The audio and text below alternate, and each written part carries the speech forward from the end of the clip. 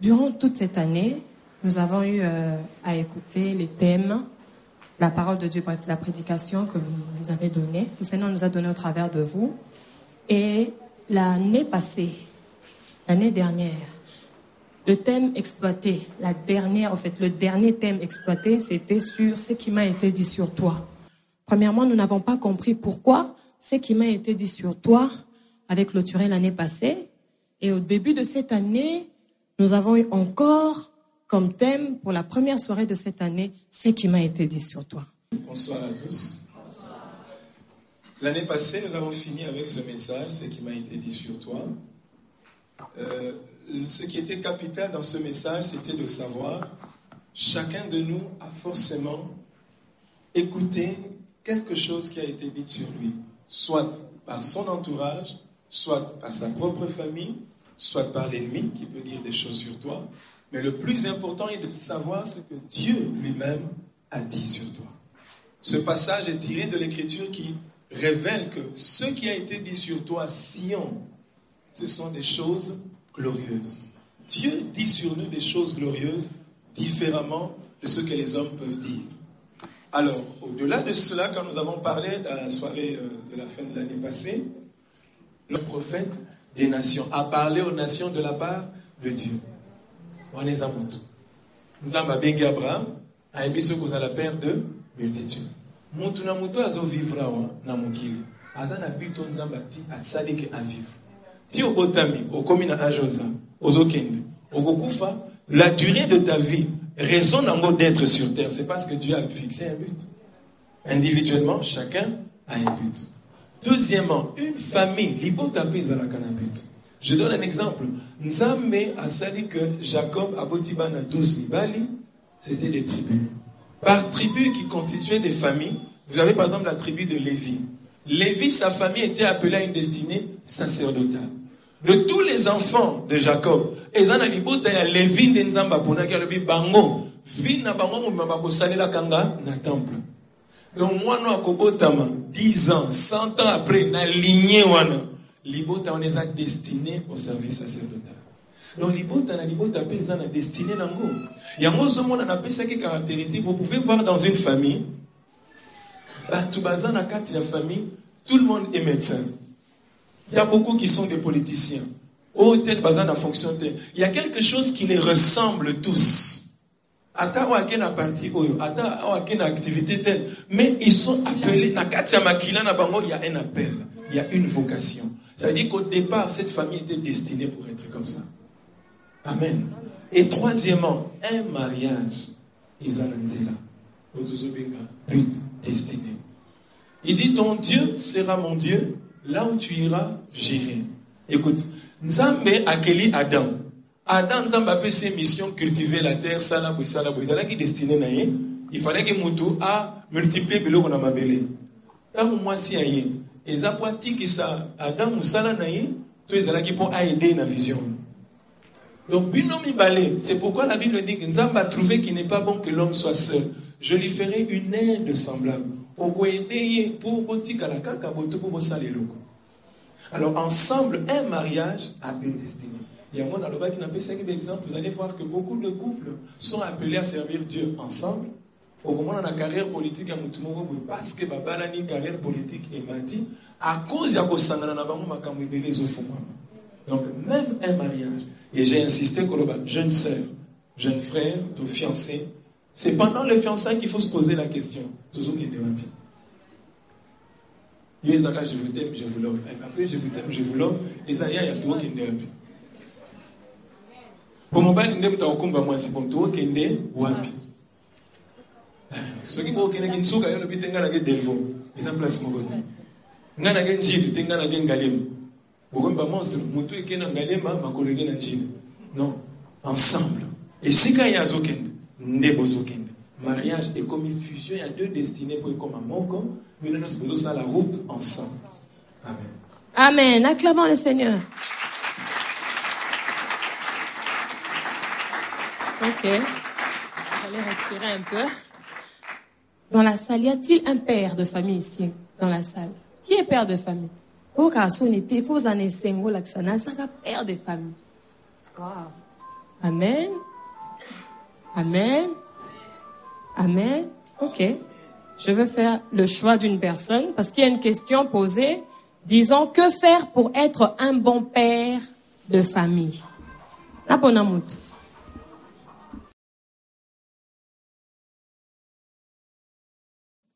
D'abord, il faut être un bon chrétien.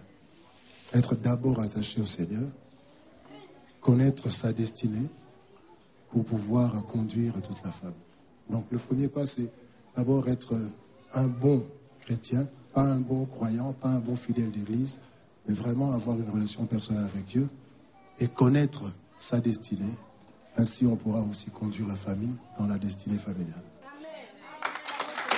Amen. Très d'accord. Quand même connaître ta destinée pour conduire toute une famille. Amen. C'est ce que je retiens. Quelqu'un d'autre? Les pères de famille. Les pères de famille. Amen. L'autre question, c'est quel est le rôle du Saint-Esprit dans une famille? Il y a des chrétiens en ces lieux. Il y a des gens qui croient au Saint-Esprit. Nous pouvons acclamer le Seigneur. Amen. Quel est le rôle du Saint-Esprit au sein d'une famille? Saint-Esprit au sein d'une famille nabiso. Comme famille nabiso songolo. C'est quoi le rôle à Saint-Esprit? Qu'est-ce qu'il vient faire ici? Alléluia. Je cherche un volontaire. Amen. Où sont les chrétiens? Ah, il y a une chrétienne. Amen. Je peux essayer. Le rôle du Saint-Esprit dans une famille, c'est juste pour nous aider à mieux comprendre l'appel de Dieu et de comprendre ce que Dieu veut nous dire. Elle a essayé. Encouragez-la. Elle a essayé. Amen. Papa, c'est... Le rôle du Saint-Esprit dans la famille, premièrement, nous devons comprendre que sans le Saint-Esprit, la famille vit dans le noir. Le Saint-Esprit vient dans la famille pour apporter la lumière de Dieu, et c'est par cette lumière qu'on peut sortir du noir. Amen. Acclamons le Seigneur. Amen. Pourrez-vous, à la lumière des Écritures, parler de la conduite de l'homme? Amen.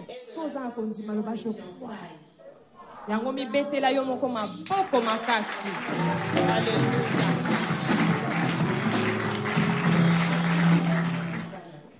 Mais qu'est-ce que la Bible nous dit personnellement de toute relation avant le mariage? Dans le livre de 1 Corinthiens 3, 1 Corinthiens 6, 1 Corinthiens 7, c'est que nous ne sommes pas appelés à nous connaître physiquement avant le mariage. Ça, c'est de 1. Parce que le seul endroit où il est permis d'exercer une activité ou de communier sexuellement, c'est dans le mariage. Toute relation en dehors du mariage est appelée soit prostitution, soit impudicité, soit fornication, et cela est un péché devant Dieu. Deuxièmement, dans le fiançailles, qu'est-ce qu'il faut faire? Il y en a qui vivent comme des mariés. Sur le plan sexuel, oui, c'est un danger. À force de le faire, vous entrez dans le mariage, vous ne savez plus ce qu'il faut faire encore. Beaucoup deviennent comme ça. Il y a des avortements précoces. Il y a des gens qui sont même fatigués déjà quand ils entrent dans le mariage. Bon, il n'y a rien de nouveau. Ça, c'est un danger. Il y a aussi d'autres réalités plus loin. C'est que pendant les fiançailles, c'est à ce moment-là qu'on réfléchit, comme je viens de le dire. Comment vous échangez? Comment vous parlez? Mais il y en a qui vivent comme si, tout va se faire que dans le mariage. Ça, c'est un danger. Alors, acceptez de poser des questions à ceux qui sont devant vous, mariés, qui peuvent vous encadrer pour savoir ce qu'il faut faire avant le mariage, ce qu'il ne faut pas faire, comment vous comporter pendant cette étape. C'est le moment où vous devez prier, c'est le moment où il faut planifier déjà des choses, c'est le moment où il faut savoir tout ce qui concerne le domaine du rôle d'un homme. De l'autre côté, la femme doit connaître ce qu'elle doit faire en tant que femme. Mais généralement, nous avons des frères et sœurs qui aiment l'événement mariage, surtout les jeunes sœurs. Mais quand tu lui demandes, c'est quoi le mariage, elle ne sait déjà pas définir. C'est qui un homme? Quel est le rôle d'un mari? Quel est le rôle d'une femme? Elle ne sait rien du tout. C'est le moment d'apprentissage. C'est le moment non seulement de vous connaître caractère, comportement et connaître connaître un peu les familles, mais il faut savoir aussi ce qu'il faut faire. Il y a aussi certaines pratiques courantes. Fiancé, la fiancée ndako, sogoli na bilamba, alambeli famille na bango, alambeli oh photo checker non avant côté na mibali. Yé mtako checker yo to famille na bino. Aussi que famille na bino checker soge boy ya lieu boy. Ce sont des comportements qui ne sont pas pratiques et qui ne sont pas convenables. Parce que toi, tu aimes la personne.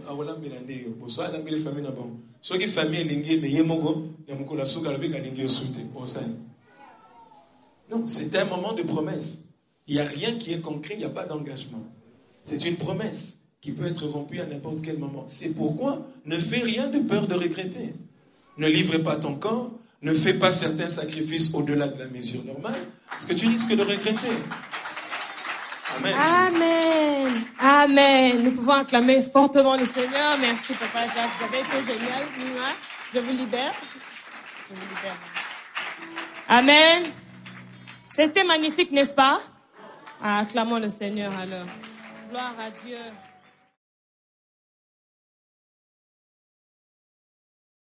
Je vous ai suivi. Il y a un problème aujourd'hui à l'église et dans les familles, même dans des relations. Vous voyez deux personnes qui sont unies, entre guillemets, pour le mariage, mais ils n'arrivent pas à se mettre d'accord sur le leadership. Le leadership n'a pas été donné à la femme, mais cela a été donné à l'homme. Mais qu'est-ce que nous constatons aujourd'hui? La femme a tendance à vouloir piétiner le leadership de l'homme. Et c'est là où il y a tout le problème. Comme dans la famille. Je vais m'expliciter. Miles Monroe, qui vient de mourir, a dit une chose très importante par rapport au mariage. Il a dit ceci, par rapport d'abord à la première question sur le respect du leadership. L'homme reçoit la vision de la part de Dieu. Et c'est à la femme de se soumettre à cette vision. Parce que le bonheur de la femme dépend de l'accomplissement de la destinée de l'homme.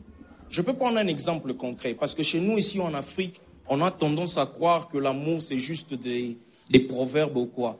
Barack Obama avec sa femme Michelle. Parce que vous venez de dire que c'est difficile à un homme de suivre une femme. Moi, je suis parmi les exceptions. Quand une femme a une très bonne idée, je m'incline. Parce que ne pas m'incliner, c'est de l'orgueil inutile. On perd le temps pour rien. Barack Obama a été coaché pendant un long moment de sa carrière en tant qu'avocat par Michelle Obama. Et lorsqu'il est arrivé au pouvoir, il a remercié publiquement cette femme. Mais cela n'a pas inversé la règle. Barack reste l'homme, c'est lui le leader. La femme vient pour mettre la main à la pâte et pour que la destinée de la famille soit accomplie.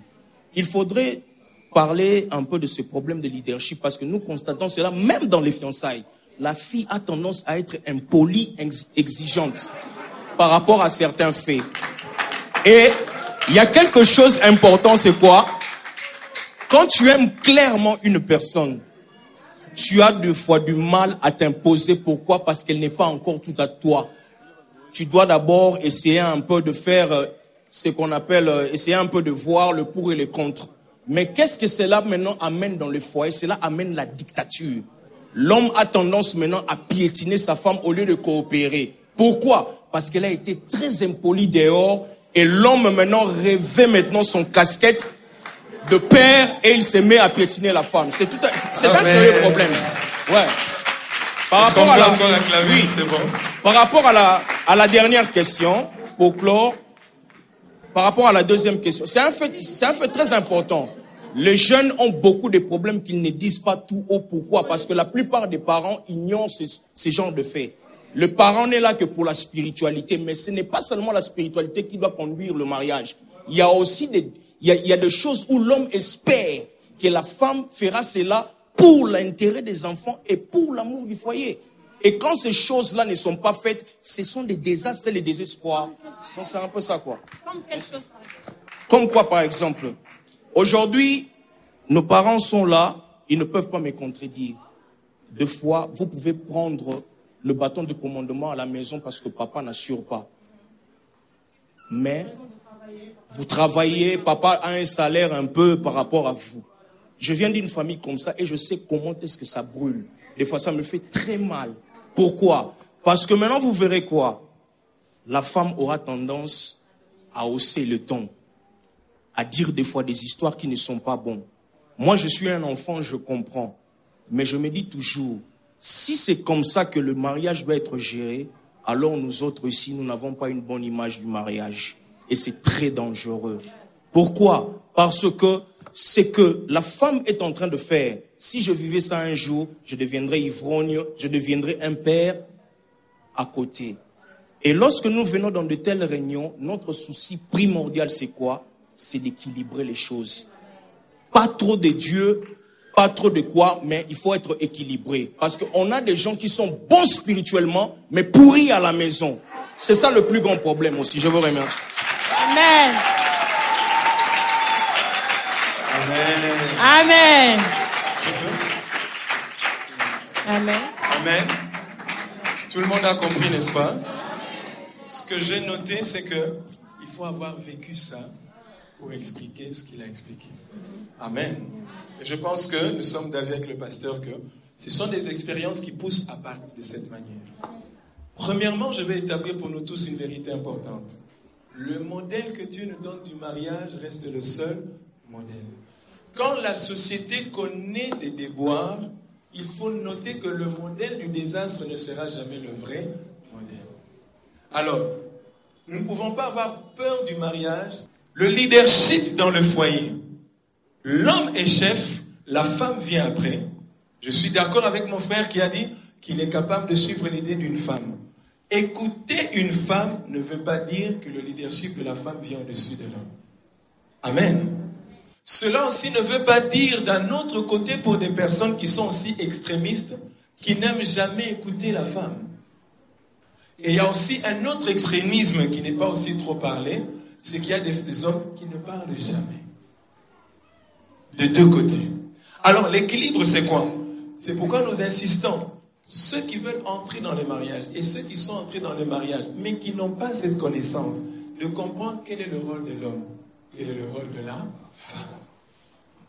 Généralement, dans nos sociétés, on ne parle toujours qu'aux femmes du mariage et peu aux hommes. Résultat, les gens qui se entre l'homme et la femme, c'est l'homme qui se plaint toujours du comportement de la femme. Et il y a aussi un autre problème. Quand l'homme aussi ne sait pas comment gérer le caractère d'une femme, ça pose aussi un problème. Vous comprenez, bien-aimé? Donc, pour répondre à la question du frère, oui, maman, tango bali, hein? Bosana ketno bagangela kayote. Soko yebi ke wana bakugangela yote, na lobakango chaque fois awo kobala na yo te. Tikala komela tete ya maman, ti mokolo okokola. Frère, moi c'est azamwa bitinda na yo peye. Parce que si déjà dans le fiançailles, tu sens que cette personne ne va pas t'écouter, Koko mele dictateur tes frères, on est comme une co. Tikaye, parce que c'est ce que nous sommes en train de dire. N'ayez pas la foi dans quelque chose qui ne va jamais changer. Amen.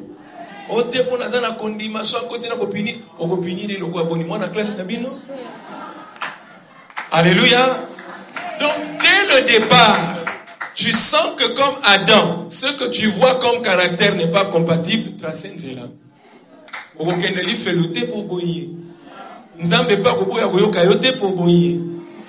Mais le choix est clair. Si le caractère ne fait pas que vous puissiez aller ensemble, tracez là. Alléluia. Parce que c'est aujourd'hui, quand tu rencontres la personne, que tu peux dire, c'est l'os de mes os. Ce n'était pas après 10 ans. Tu peux déjà découvrir des choses. Parce que la personne ne sera jamais parfaite, toi aussi tu ne seras jamais parfaite. Mais s'il y a déjà sur 100%, 70%, ok, 30% Tigelankolo. C'est là que le spirituel intervient. Là où nous sommes incapables nous-mêmes de gérer nos faiblesses, laissons ça à Dieu. Mais là où humainement, au yebi que yo, au lingabozonga retard, ba peki ça va peki sauter, tigana. Amen. Est-ce que tu es au Cana? Le modèle de la parole de Dieu reste le seul modèle. Homme aimé, ça veut dire sois patient, parce qu'il y a des caprices que tu vas découvrir qu'après 20 ans. Quand on commence à 60 ans, on a des caprices à solo moi c'est bimi. Amen. Akoko melo na 80 ans, mobanga lekina mwana bina ni yasuka, la caprice. Au il y a 80 ans? Non. Ça veut dire que c'est là où Dieu fait appel à ta maturité. Moi, si bien, Elle ne sait plus supporter certaines choses, elle est appelée à le faire. C'est ça la vie, c'est ça le foyer. On dit deux éducations différentes. Dans Yozo le Belaye, il n'est pas dans Bango, il a toujours voulu ma casse. Vous comprenez cela? Ah, on dit dans la famille, il va te maman, volume. Quand ça m'a dit, donc, les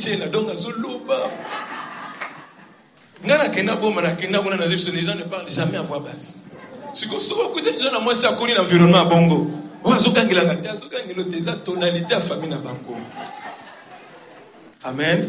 Amen. Nous aurons le temps de développer cela. Acclamons Amen. Le Seigneur. Acclamons le Seigneur. Amen.